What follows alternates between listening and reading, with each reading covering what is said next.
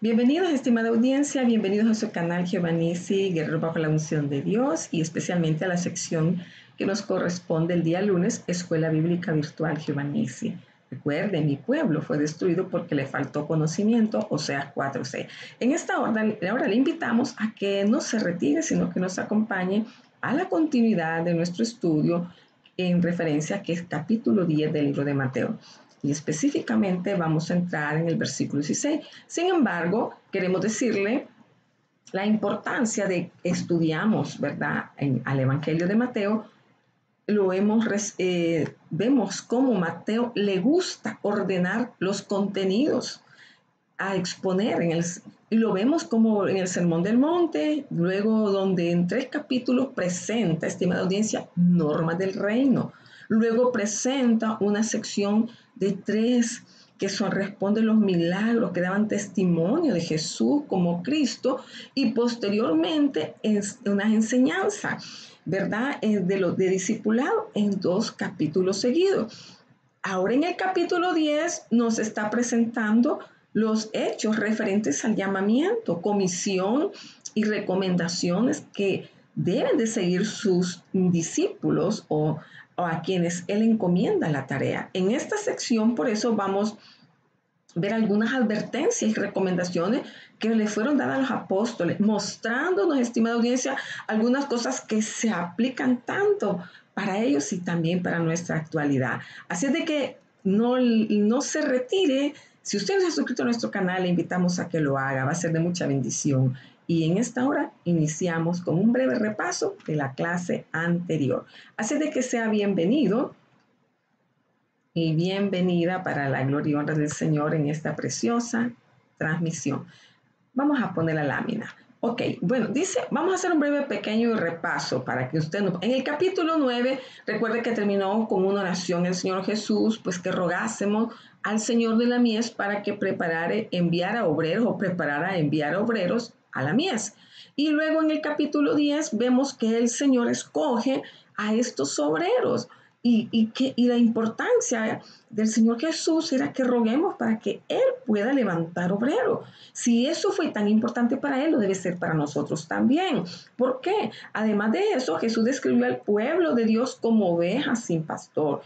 Sencillamente, muchos se habían perdido, ¿verdad? Por el abuso de los líderes religiosos de ese tiempo, pero ahora ya era el tiempo de recuperarlas y restaurarlas. Por eso este mensaje de restauración iba dirigido a los judíos, pero más adelante Jesús va a instruir que este mensaje, oiga bien, habla no solo también para los judíos, sino a los gentiles y a todo el mundo. Primero a los judíos y después a los gentiles, conforme Hechos 1:8. Dice, pero recibiréis poder cuando haya venido sobre vosotros el Espíritu Santo, y me seréis testigo en Jerusalén, en toda Judea, en Samaria y hasta lo último en la tierra.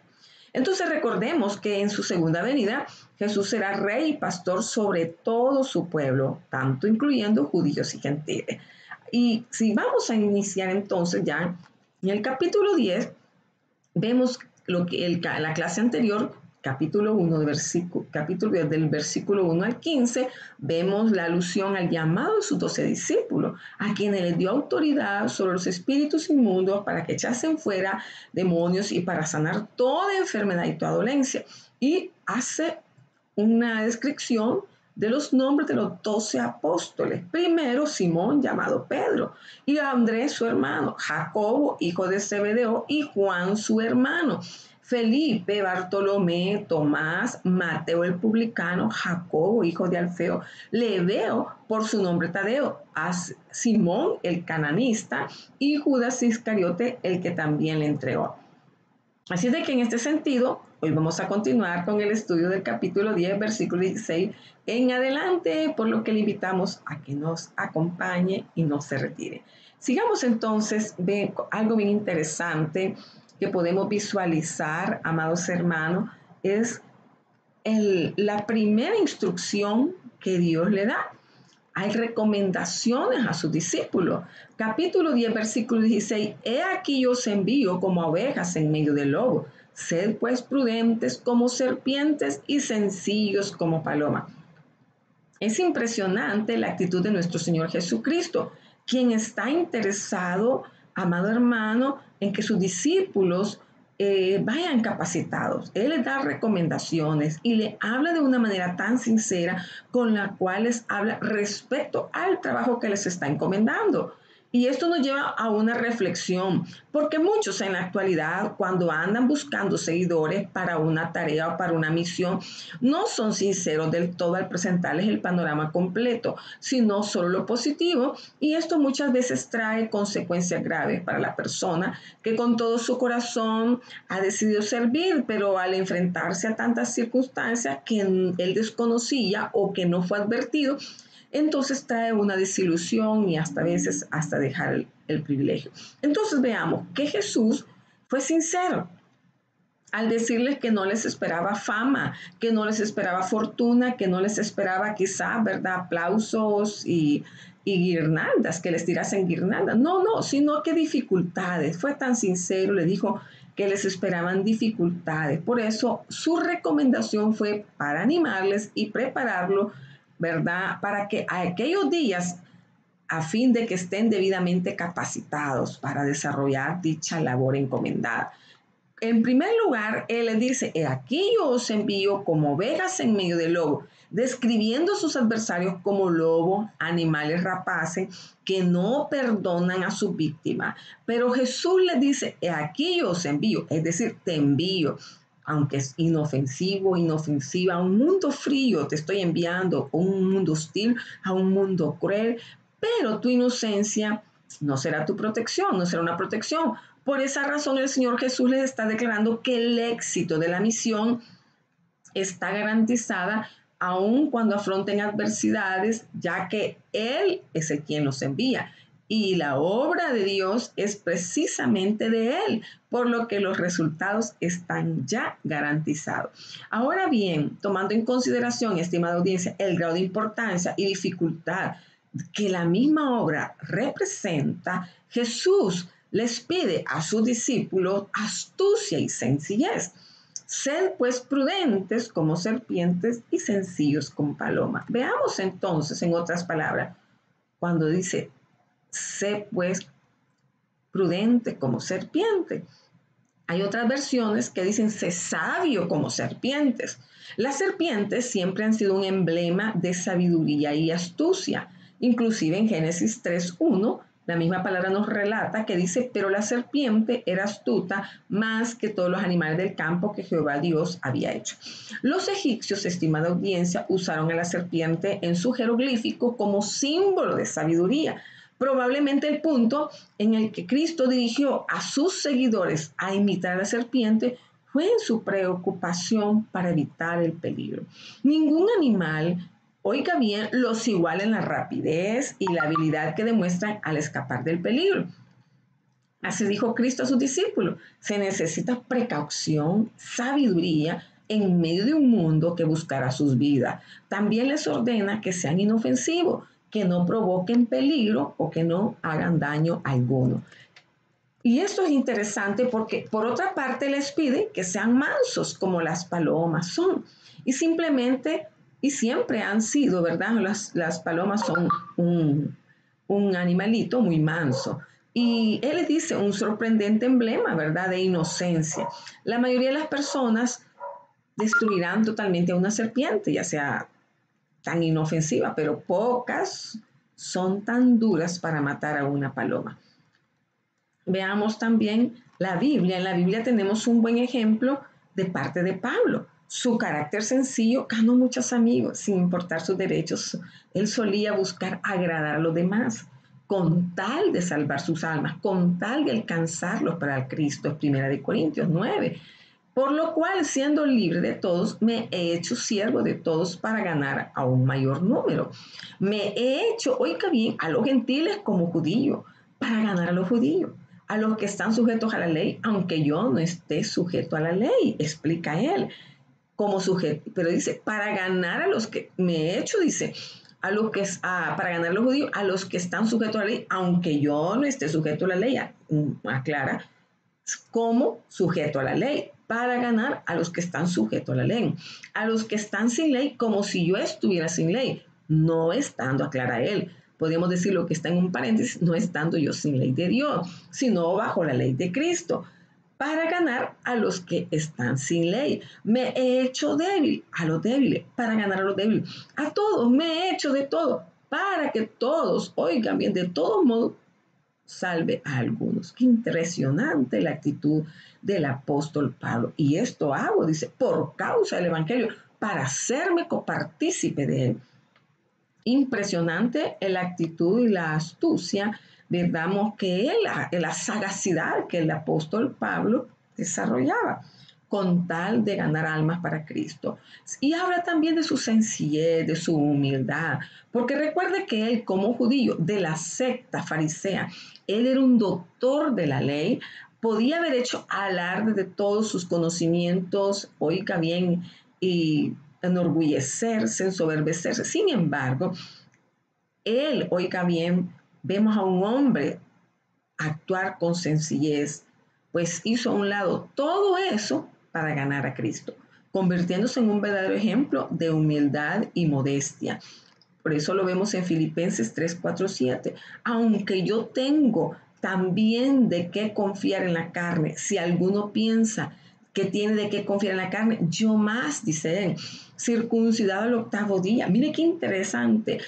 Del linaje de Israel, de la tribu de Benjamín, hebreo de hebreos, en cuanto a la ley fariseo, en cuanto a celo perseguidor de la iglesia, en cuanto a la justicia que es en la ley irreprensible. Pero cuántas cosas eran para mi ganancia, las he estimado como pérdida. Oiga, mire qué impresionante, por amor de Cristo. También vemos que el Señor Jesucristo le dice a los discípulos, sed pues prudentes como serpientes. Entonces vemos al apóstol Pablo, ¿verdad? Que también fue un hombre astuto, de que cuando lo requería la situación, hacía uso de su ciudadanía romana para escapar de situaciones del peligro. E incluso la utilizó para apelar a César con el fin de presentarle el mensaje de salvación, no solo a él, sino a los ciudadanos romanos. Por tanto, estimada audiencia, es indispensable que para esta tarea los servidores de Dios sean sencillos como paloma, pero también que tengamos la astucia, que se tenga la astucia de una serpiente a fin de ser sagaces en el actuar de Cristo. Veamos entonces, no solamente les habló respecto a eso, que aquí yo os envío como ovejas en medio del lobo, también les advirtió de otras circunstancias terribles, de otras situaciones, les habló de las futuras dificultades y guardaos de los hombres porque os entregarán. Vemos acá la cita del 17 al 22, versículo 17 al 22. Y guardaos de los hombres porque os entregarán a concilios y en sus sinagogas os azotarán. Y aún ante gobernadores y reyes seréis llevados por causa de mí, para testimonio a ellos y a los gentiles.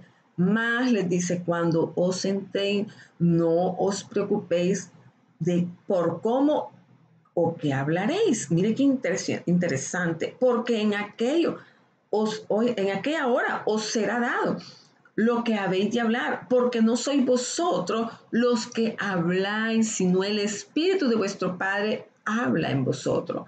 Y el hermano, oiga bien, el hermano entregará la muerte al hermano y el padre al hijo. Los hijos se levantarán contra los padres y los harán morir y seréis aborrecidos de todo por causa de mi nombre. Mas el que persevere el fin, este será salvo.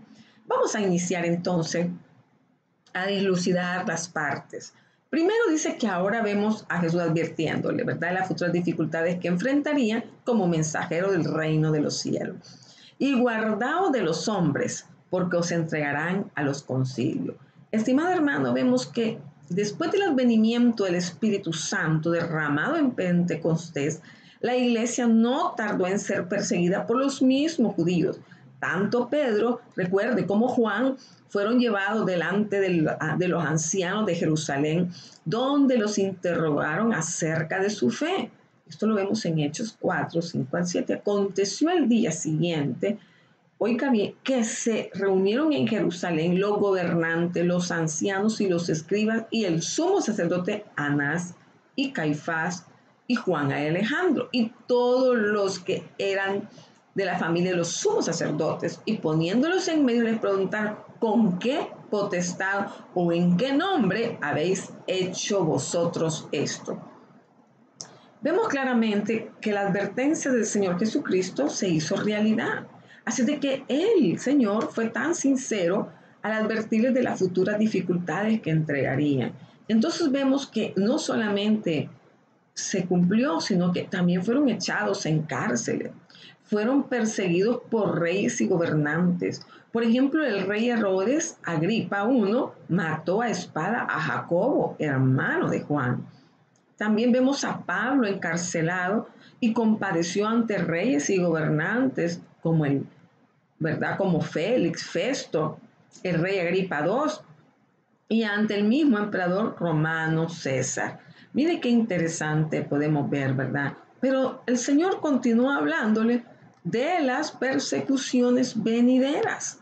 Es decir, de que en medio de todo el Señor le dice a sus discípulos que en esos momentos de presión tendrán el respaldo del Espíritu Santo para hablar en el nombre de Dios. Así de que, y esta misma promesa se la hizo a Moisés. Recordemos, si nos vamos a Éxodo, al libro de Éxodo, el Señor lo mandó delante de Faraón, pero le dijo: ahora pues ve, yo estaré con tu boca y te enseñaré lo que hayas de hablar. Él prometió que él estaría con él, no lo enviaría solo. Entonces la promesa del Señor es poner a sus siervos, en sus siervos, las palabras, ¿verdad?, adecuadas cuando enfrenten un tipo de dificultad. Pero lamentablemente muchas personas toman mal esta cita para apoyar su negligencia, el no querer servirle al Señor, o negligencia en su preparación y exposición del mensaje del Evangelio.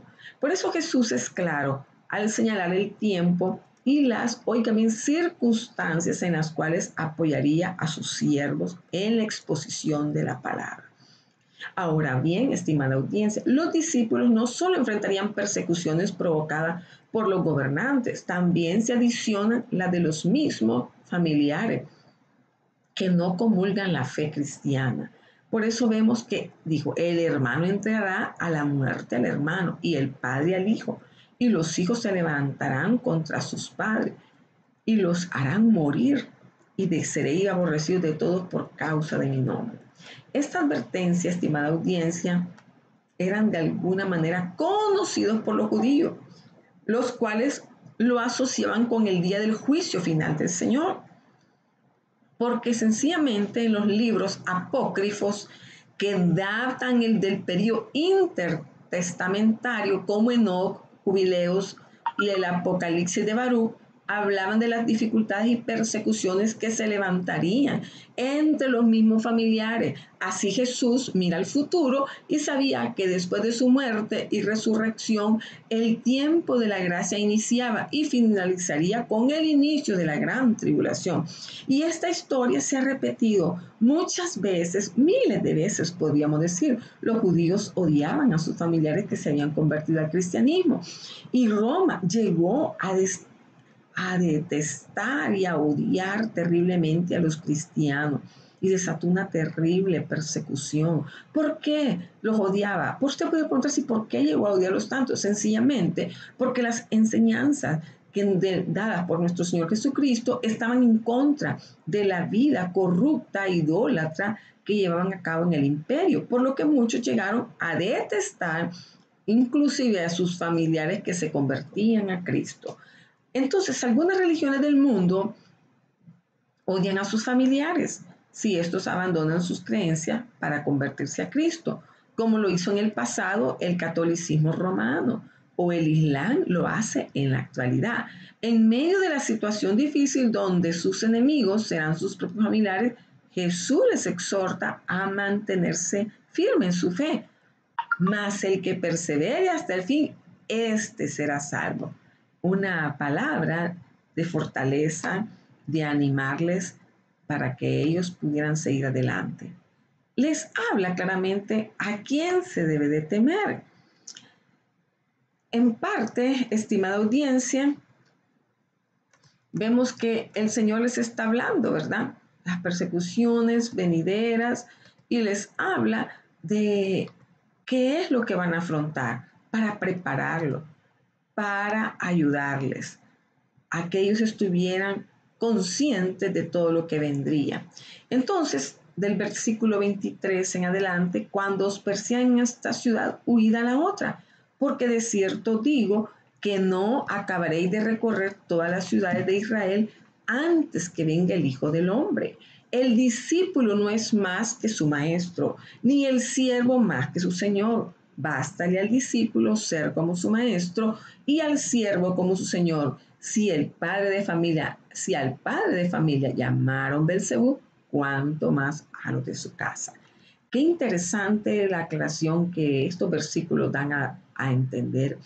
Aunque son bastante difíciles de interpretar a lo largo de los tiempos, los eruditos bíblicos, ¿verdad? Por parte de ellos, algunos creen que Jesús se refería al tiempo cuando Jerusalén fue destruido por el general romano Tito en el año 70, donde tendrían sus discípulos que huir de ciudad en ciudad. Pero el problema es la aseveración de que no recorrerían todo Israel antes que venga el Hijo del Hombre. Entonces vale la pena tomar en consideración los siguientes puntos de vista. Cuando dice, pero cuando lo persigan en esta ciudad, quiere decir que o cualquier ciudad en la que fueran y prediquen el Evangelio y no permitan que continúen en su trabajo, en el desarrollo del Evangelio, no debían desistir, sino que ir a otro lado, donde podrían esperar una mejor recepción, una mejor oportunidad que les permitiera continuar, ¿verdad?, su labor de presentar el reino de los cielos y tal vez permitirles una continuidad mayor para hacerlo muy bien. Otra parte dice, huye en otra, no tanto por su propia seguridad, aunque esto, según las circunstancias de las cosas, es legal, podríamos decir, ¿verdad? Pero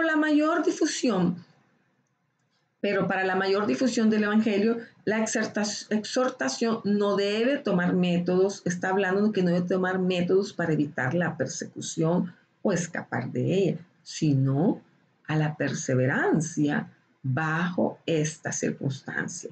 El sentido es que no se desanimaran y dejar de lado la tarea encomendada debido a la persecución en un solo lugar. Por eso aclaró que debía persistirse en la administración del Evangelio, llevándolo a otras ciudades. Y parece ser un estímulo para que se apresure y se cumpla con la misión de predicar el reino de los cielos.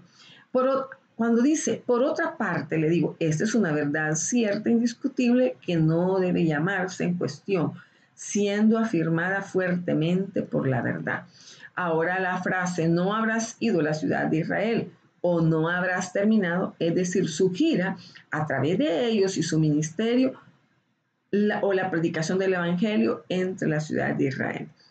Veamos la otra frase, hasta que llegue el Hijo del Hombre, que no debe entenderse de su segunda llegada a juicio, sino de resurrección de los muertos cuando fue declarado que era el Hijo de Dios y cuando comenzó su glorificación, o de la muerte del Espíritu en el día Pentecostés, cuando su reino comenzó a tener un lugar más visiblemente y fue hecho o se manifestó para ser el Señor y Cristo, o de su venida para llevar la venganza a sus enemigos. Entonces pareciera que Jesús, estimada audiencia, hace una referencia al futuro y se refiere no a la iglesia, ya que para esta época esta habría sido raptada y no atravesaríamos por la gran tribulación.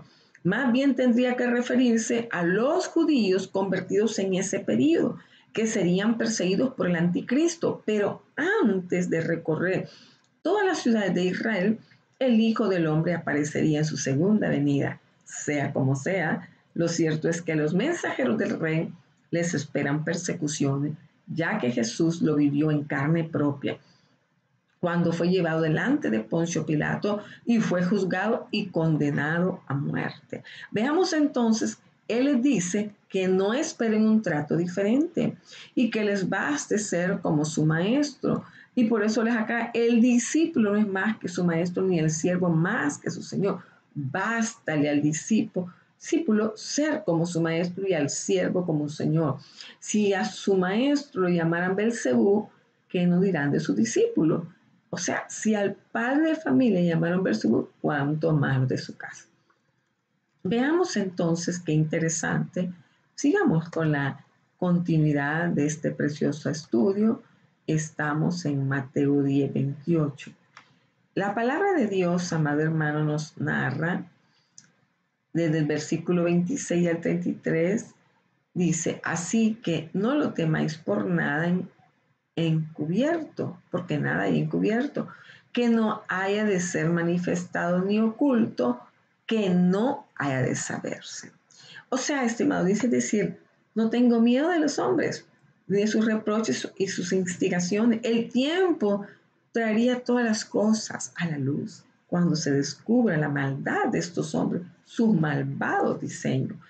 No les temas, le dice el Señor. Los alentó a la seguridad de que Dios los protegería y que su verdad e inocencia aún deben ser vindicadas. Es probable que la declaración no hay nada cubierto fuera un proverbio entre los judíos. Con esto nuestro Salvador quiso decir que su inocencia y sus principios y su integridad, aunque entonces el mundo podría no reconocerlo, a su debido tiempo se revelaría o Dios los reivindicaría y el mundo les haría justicia. Es impresionante. Debían entonces, estimados, estar dispuestos a ser desconocidos, despreciados, perseguidos por un tiempo, con la seguridad de que sus verdaderos personajes aún serían entendidos y sus sufrimientos apreciados. Veamos la otra frase, porque no hay nada cubierto que no se revelará y se esconda que no será conocido. Los hombres pueden encubrirle su malicia y la maldad por un tiempo bajo el mejor de los hombres, pero a la larga todo se revelará, estimada audiencia, para su vergüenza y reproche. Tenemos en Mateo 10, 27, lo que os digo en tinieblas, decid en la luz, y lo que oís al oído, proclamar en la azotea. Entonces, ¿qué está hablando? Es decir, que lo que dijo en secreto, en privado, en confianza, lo que nosotros le hablamos a él, las instrucciones privadas que te doy mientras estás conmigo, proclámalas públicamente en la parte superior de la casa. El techo de la casa, el techo plano, era un lugar público y visible. Y eso lo podemos ver en 2 Samuel 16, 22. Entonces instalaron una tienda para Absalón sobre la azotea y él se unió a las concubinas de su padre a la vista de todo Israel. Recuerda que Absalón, ¿verdad?, le dio un golpe de estado a su padre. Entonces, veamos qué impresionante cuando vamos aprendiendo, ¿verdad? En el versículo del 28, y no temáis a los que matan el cuerpo. Mire qué impresionante. Es decir, personas que no tienen poder para dañar el alma, la parte inmortal. El cuerpo es un asunto pequeño en comparación con el alma, estimada audiencia. La muerte temporal es algo leve en comparación con la muerte eterna. Él les ordena, por lo tanto, que no se alarmen ante la perspectiva de la muerte temporal, sino que teman a Dios, quien puede destruir tanto el alma como el cuerpo para siempre. Y este pasaje prueba que los cuerpos de los impíos serán levantados para ser castigados para siempre. Luego tenemos el versículo 29. Dice la palabra de Dios, no se venden 2 pajarillos por un cuarto. Con todo, ni uno de ellos. Mire qué impresionante lo que nos habla en este versículo, ¿verdad? No se venden 2 pajarillos por un cuarto. Qué tremendo. Ni uno de ellos cae a tierra sin vuestro Padre, pues aún vuestros cabellos están todos contados. Así que no temáis, más valéis vosotros que muchos pajarillos. Veamos entonces las frases. No son 2 pajarillos. ¿Qué quiere decir? Los alienta a no temer por 2 consideraciones sorprendentes. Primero, que Dios cuida a los gorriones, que es el pequeño y menos valioso de las aves. Y en segundo lugar, por el hecho de que Dios cuenta incluso los cabellos de la cabeza. El argumento es que si cuida a las aves de menor valor, Si considera algo tan pequeño, estimada audiencia, como el pelo de la cabeza y lo cuenta, ciertamente lo protegerá y proveerá para usted. Por lo tanto, no debemos temer lo que el hombre pueda hacer. La otra frase, ahora bien, en cuanto a la palabra gorriones, quiero hacer una aclaración. Los gorriones son aves bien conocidas en Siria. Ellos son pequeños, se encuentran en grandes cantidades, son mansos, intrusivos y se encuentran en todas partes.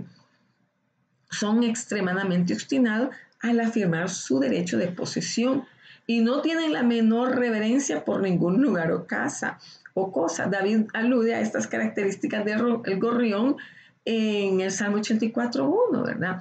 Cuando se queja de que se habían apropiado incluso los altares de Dios para sus nidos. En cuanto a sí mismo, dice, lo miro y soy como un gorrión en la azotea, en el Salmo 102:7.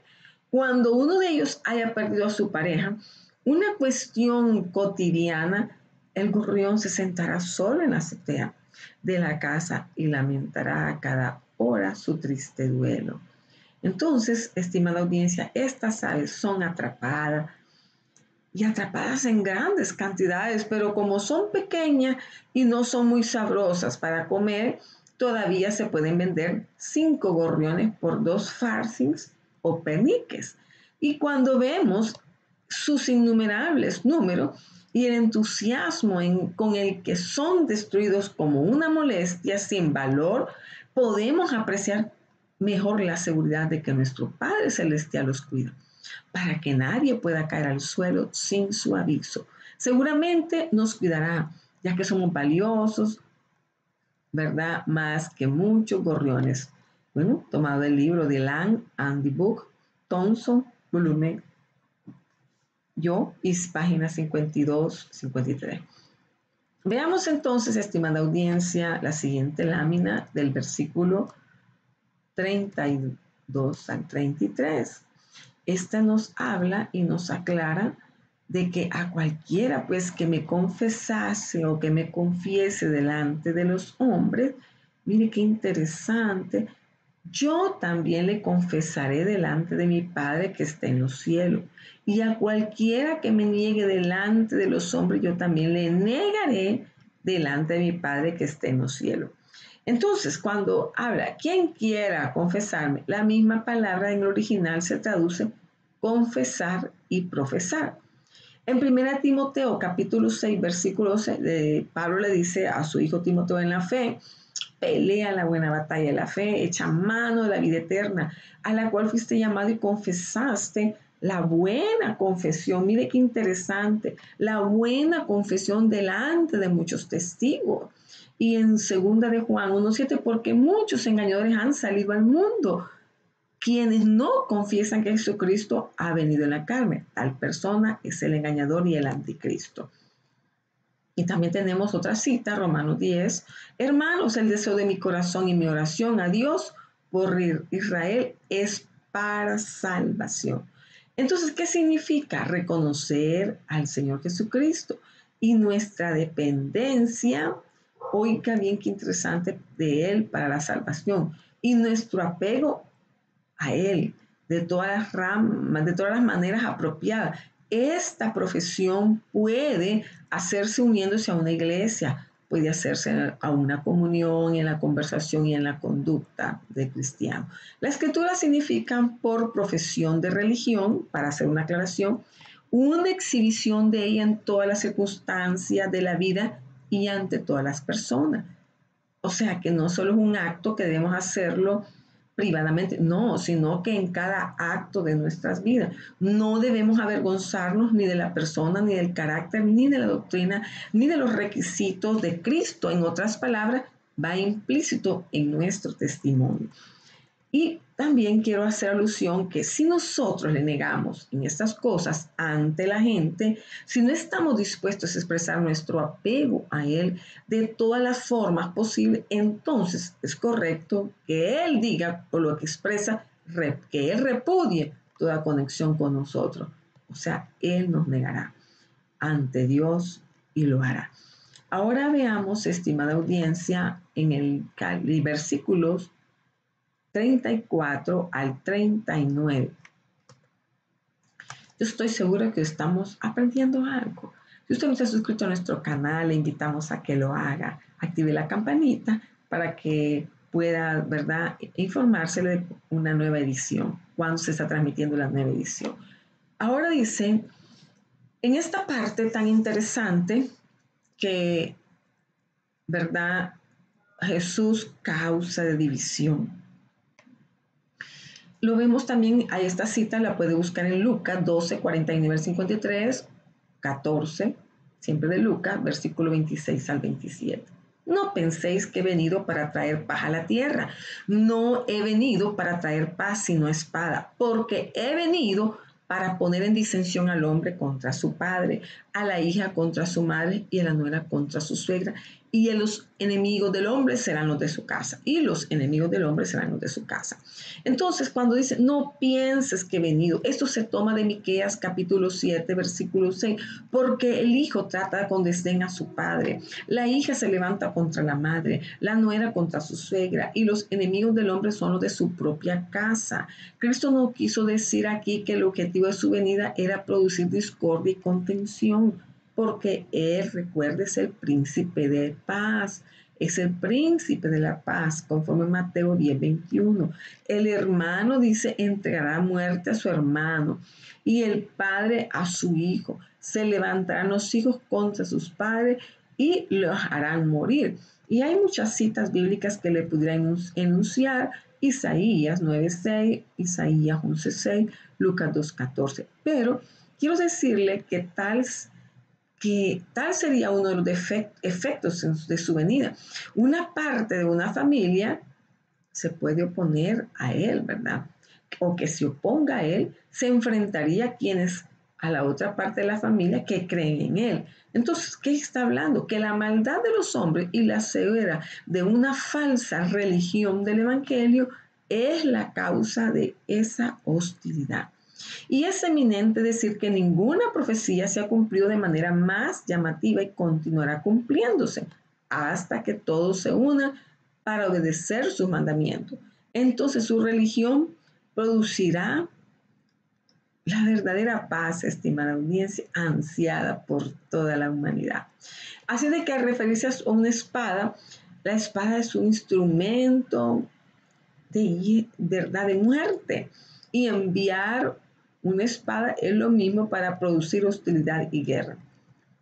Y así tenemos también en Mateo, ¿verdad?, 37 al 39.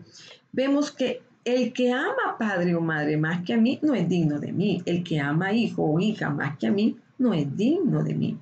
Y el que no toma su cruz y sigue en pos de mí no es digno de mí. El que haya su vida la perderá. Y el que pierda su vida por causa de mí la hallará. ¿Qué quiere decir entonces que el que ama padre o madre? El significado de esto es claro. Cristo debe ser amado supremamente o no es amado en absoluto. Si no estamos dispuestos a renunciar a todas las posesiones terrenales y a abandonar a todos los amigos terrenales, y si no le obedecemos a Él en lugar de a todos los demás, no tenemos un apego legítimo o verdadero a Cristo. Entonces, por eso dice, no es digno de mí, no es apropiado ser considerado como un seguidor de mí, o no es porque no es un cristiano, ¿verdad? Entonces dice Mateo 10:38, y el que no toma su cruz y sigue en pos de mí, no es digno de mí. Cuando se condenaba a las personas a ser crucificadas, una parte de la oración era que debían llevar la cruz sobre la cual fueron a morir al lugar de ejecución. Recordemos a Cristo. Él llevó la luz, Él llevó su cruz, la llevó, la propia, la llevó hasta, la cargó hasta que se desmayó de fatiga y agotamiento. La cruz generalmente se componía de dos vigas ásperas, de manera unidas en la forma de esta figura de cruz. Era un instrumento de muerte. Podríamos decir, llevarlo en una carga, era vergüenza, era añadido el castigo, es una añadidura el castigo. Entonces, cargar la cruz es una expresión figurativa que denota que debemos soportar lo que sea gravoso o que esté tratando, ¿verdad?, o considerado vergonzoso en seguir a Jesucristo. Y así tenemos que sencillamente consiste simplemente en cumplir con nuestro deber, dejar que las personas del mundo lo piensen o hablen de él como puedan. No consiste en crear problemas para nosotros mismos o hacer cosas simplemente para oponernos. Por lo tanto, está diciendo justo lo que se requiere de cada seguidor de Cristo, conforme a la Escritura, que cada seguidor afronte cualquier vergüenza, desgracia, dolor que pueda causarle el testificar o hablar de Cristo. Así también vemos que el que encuentra su vida, dice la palabra de Dios, perderá, la perderá. Entonces, la palabra vida en este pasaje se usa evidentemente en dos sentidos. El significado puede expresarse así: el que está ansioso por salvar su vida temporal o su comodidad y seguridad terrenal, o aquí en esta tierra, perderá la vida eterna o fallará del cielo. El que está dispuesto a arriesgar o perder su comodidad y de esta tierra, ¿verdad?, por encontrarse a Cristo, por servir a Cristo, encontrará la vida eterna o será salvo. Y por último, en el capítulo siempre de Mateo 10, versículo del 40 al 42, nos habla, amados hermanos, de las recompensas. El servicio en el Señor no es en vano. Dios estimuló a los discípulos al conocimiento de los problemas, de las dificultades, pero también les advierte que hay recompensa. Usted lo puede comprobar, esta misma porción, en el libro de Marcos, Evangelio de Marcos, capítulo 9, 41. Y en el Mateo que estamos leyendo en este momento, versículo 40 al 42, dice: el que a vosotros recibe, a mí me recibe. El que me recibe a mí, recibe al que me envió. El que recibe a un profeta, por cuanto es profeta, recompensa de profeta recibirá. Y el que recibe a un justo, por cuanto es justo, recompensa de justo recibirá. Y cualquiera que dé a uno de estos pequeñitos un vaso de agua fría, solamente por cuanto es discípulo, de cierto digo que no perderá su recompensa. Veamos entonces el que te recibe. En estas tres ilustraciones que habla, Cristo quiso enseñar sustancialmente lo mismo. El que entretendría amablemente, el que le recibiría o trataría con hospitalidad, ¿verdad?, sus discípulos, un profeta, un hombre justo, mostrarían que él aprobó su carácter y no debe fallar en la recompensa adecuada. Recibir en el nombre de un profeta es recibir como un profeta para honrar adecuadamente su personaje y para demostrar el apego a la causa, ¿verdad?, en la que está involucrado, o sea, la causa de Cristo. La otra, dice, estos pequeños. Por estos pequeños se entiende claramente su discípulo. Se le llama pequeños para denotar su falta de riqueza, rango, aprendizaje y lo que el mundo llama grande. Eran pequeños en la estimación del mundo y en su propia estimación. Eran aprendices, quizás ni maestros, y no hicieron pretensiones de lo que atrae la admiración de la humanidad. Cuando habla de una taza de agua fría, solo una taza, pocos rechazarían una taza de agua fría a cualquier hombre. Si tienen sed y están cansados, y sin embargo, no todas las personas se lo darían a tal, solo por la única diferencia que él es cristiano, o para expresar apego al Señor Jesús. Entonces el Señor le dice, al otorgarle un hombre, porque es cristiano, mostraría amor al Señor Jesucristo, su maestro, su salvador.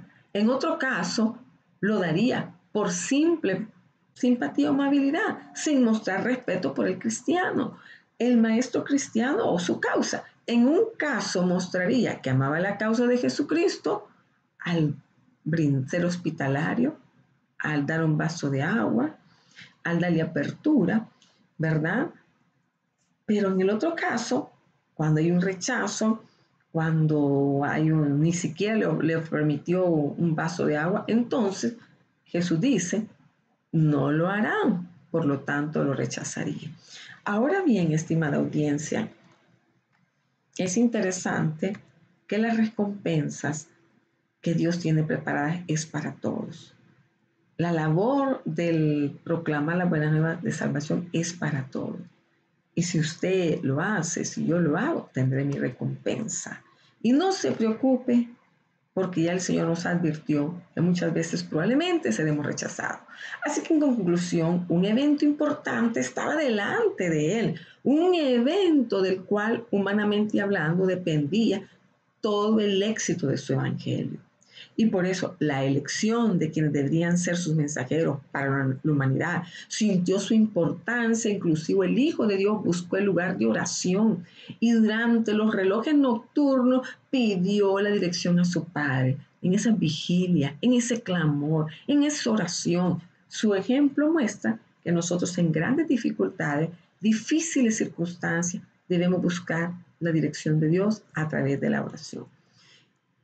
Vemos la benevolencia del Evangelio, porque dice, y cuando vayan, prediquen diciendo, el reino de los cielos se ha acercado. Los apóstoles debían conferir los más altos favores a la humanidad sin recompensa alguna, como el aire, los rayos del sol y el agua, regalos de Dios que no tienen precio. Los pobres son bienvenidos, los ricos, sin ayuda de su riqueza, también son bienvenidos. El mundo entero puede venir libremente y participar de las ricas bendiciones o del Evangelio de la paz. Como tercer punto de recopilación, estamos ya en la conclusión, los ministros del Evangelio y todos los seguidores de Cristo deben depender de la providencia de Dios para el apoyo, para el sostenimiento, para el suministro, sus necesidades. Capítulo 10 del 1 al 9. Envió a sus apóstoles a un mundo frío, hostil, y se encargó de ello. Por lo tanto, ninguno que confíe en él carecerá de algo. Los justos no serán abandonados. El Dios que tiene en su mano todas las perlas del océano, todas las maravillas, el oro en el corazón de la tierra y el ganado en las colinas, y que él tiene el amor para alimentar al cuervo cuando llora, cuando le gime, también él escuchará los gritos de sus hijos y proveerá sus necesidades.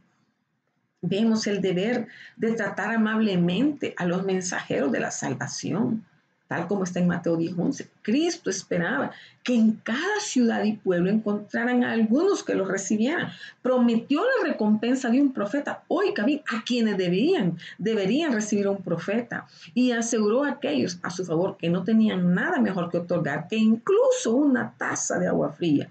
Los ministros del Evangelio son enviados para beneficiar al mundo entero. Es justo, por lo tanto, que en ese mundo sean recibidos amablemente y que sus necesidades sean satisfechas. Mire qué interesante. Vemos que tanto hay recompensa para aquel que recibe a alguien de una manera especial y también aquel que solamente puede tener una taza de agua. También Dios no se queda con nada. Y vemos entonces que la culpa de rechazar el Evangelio, está en Mateo 10:14, no es poca cosa, estimada audiencia, rechazar una oferta del cielo, un palacio, un trono, una riqueza, herencia terrenal. Podría ser rechazado y en comparación con el rechazo del Evangelio sería un poco insignificante, pero la vida eterna no es como trono, no es como palacio, no es como oro. Quiere decir que está perdido. Todo está perdido si el Evangelio es rechazado. Todo se ha ido. Usted, la persona que rechaza a Cristo, se queda sin nada. Ni siquiera la esperanza ni la felicidad le esperan al que ha rechazado esta oferta. Dios requiere que todos crean en el Evangelio y encontramos un ay, oiga bien, un ay mayor que el culpable de Sodoma y Gomorra al que lo rechaza. Estimada audiencia, hemos llegado al final del capítulo 10 del libro de Mateo. Esperamos que haya sido de mucha bendición, por lo que le invitamos a que se suscriba a nuestro canal. Y si aún no lo ha hecho, hágalo en este preciso momento. Y si somos de bendición, regálenos una manita arriba. Esto nos permitirá que la enseñanza llegue a otras personas, pueda facilitarse el llegar a otras personas. Active la campanita para las notificaciones de cada nueva edición. Y queremos decirle que Dios les bendiga grandemente sus vidas, que ha sido una gran bendición estar compartiendo con ustedes en esta transmisión. Dios bendiga su vida, su entrada, su salida, su levantar, su acostar, y que todo lo que emprenda sea prosperado. Recuerde, no se quede en cada enseñanza. hay algo que aprendemos de mucho valor para nuestras vidas. Bendiciones.